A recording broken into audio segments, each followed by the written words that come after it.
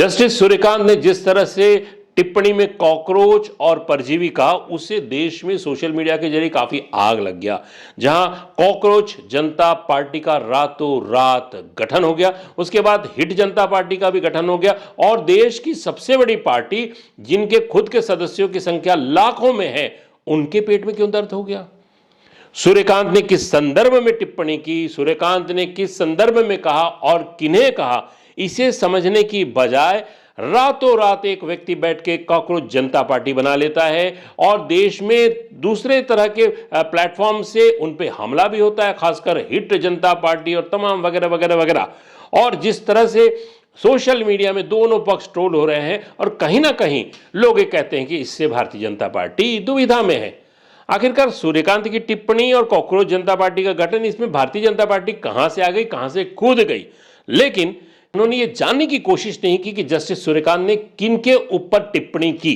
अपने संशोधित बयान में उन्होंने इसे क्लैरिफाई भी कर दिया। नमस्कार दोस्तों, मैं श्रीधर राव, आप देख रहे हैं मैदान एक्सप्रेस। आइए देखते हैं एक विश्लेषण हाल ही की इस घटना पर, जिसपे जस्टिस सूर्यकांत ने परजीवी और कॉकरोच शब्दों का उच्चारण किया। टिप्पणी में कहा, फर्जी डिग्री और धारक। सुप्रीम कोर्ट के चीफ जस्टिस साहब सूर्यकांत जी ने संशोधित रूप से अपने पहले कही बात में संशोधन किया है। उनके हिसाब से काकरोच और परजीवी होने का मतलब फर्जी लॉ डिग्रीधारी है। ऐसे डिग्रीधारी मीडिया, सोशल मीडिया और पीआईएल के जरिए न्यायालय पर दबाव बनाने का काम करते हैं। प्रश्न ये उठता है कि सुप्रीम कोर्ट के चीफ जस्टिस का नजरिया इतना संकीर्ण कैसे हो गया कि उन्हें फर्जी डिग्रीधारी केवल कानून के क्षेत्र में ही दिखे। मुन्ना भाई और मुन्नी बाई केवल कानून के क्षेत्र में ही सीमित नहीं है। चाहे सीए हो या डॉक्टर हो या इंजीनियर हो या फिर आईएएस हो या आईपीएस, कुछ न कुछ मात्रा में फर्जी डिग्रीधारी है। ऐसे लोग पकड़ नहीं आते हैं, ये अलग बात है। एक समय था जब देश में इंजीनियरिंग और मेडिकल कॉलेज केवल शासकीय हुआ करते थे। उदारवाद के चलते निजी क्षेत्र में व्यापारियों, उद्योगपतियों ने फायदे के लिए इंजीनियरिंग और मेडिकल कॉलेज खोले। महंगी फीस के बल पर सामर्थ्यवान परिवार के बच्चे इनमें अयोग्य होने के बावजूद घुसे।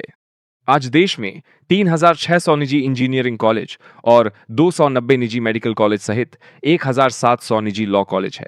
इनका संचालन कैसे हो रहा है, क्यों हो रहा है, कौन कर रहा है, ये सब जानते हैं। हो सकता है कि इनमें कुछ समाज सेवा के लिए आए हो, लेकिन बहुतायत संस्थान पैसे 2 डिग्री लो सिद्धांत पर चल रहे हैं। लॉ कॉलेज का हाल पहले कैसे रहा है, ये सब जानते हैं। रात को कॉलेज इसलिए लगता था क्योंकि पढ़ाने वाले वकील हुआ करते थे जो दिन में प्रैक्टिस करते थे। 1988 में पहला नेशनल लॉ यूनिवर्सिटी बैंगलोर में अस्तित्व में आया था। वर्तमान में केवल 27 नेशनल लॉ यूनिवर्सिटी है। 1500 लॉ कॉलेज निजी क्षेत्र में है। सूर्यकांत जी की इस बात को बल मिल सकता है कि 1500 लॉ कॉलेज कैसे प्रोडक्ट बाजार में ला रहे होंगे। देश में निजी क्षेत्र के क्या कुछ शिक्षण संस्थानों को छोड़कर बाकी सही में प्रतिभावान छात्रों को आगे ला रहे हैं? नहीं, ये लोग व्यापार कर रहे हैं, मुनाफे के लिए डिग्री बेच रहे हैं। देश में आईएएस, आईपीएस परीक्षा के लिए अधिकतम शैक्षणिक योग्यता किसी भी संकाय में स्नातक डिग्री है। इस देश का लगभग हर माँ बाप अपने बच्चे का भविष्य सुरक्षित करने के लिए या तो इंजीनियर या डॉक्टर बनाना चाहते हैं। इसके लिए उन्हें कोचिंग सेंटर में झोंक देते हैं। अभी सीए और हाई और सुप्रीम कोर्ट में एडवोकेसी करने वालों का भी बाजार है। आप किसी भी कोर्ट में चले जाइए, 2 प्रकार के एडवोकेट है पता चलता है। एक है जो कानून के तलबगार है, सिद्धांत की लड़ाई लड़ते हैं। एक वे भी है जो सेटिंग के लिए जाने जाते हैं। इन्हें रजिस्ट्रेशन से लेकर रोस्टर और किस जज के कोर्ट में केस जाएगा, इसकी पुख्ता जानकारी होती है। अगर सूर्यकांत जी ऐसे लोगों के बारे में संशोधित बयान दे रहे हैं तो ठीक है। हमारे इस विश्लेषण के जरिए हमने बताने की कोशिश की कि जस्टिस सूर्यकांत ने अपनी टिप्पणी के जरिए कॉकरोच और परजीव शब्द का उपयोग किया और संशोधित टिप्पणी में उन्होंने बताया भी कि आखिरकार उन्होंने किन लोगों के लिए इन शब्दों का उच्चारण किया।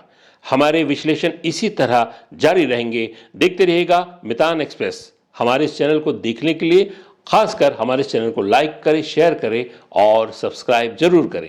नमस्कार।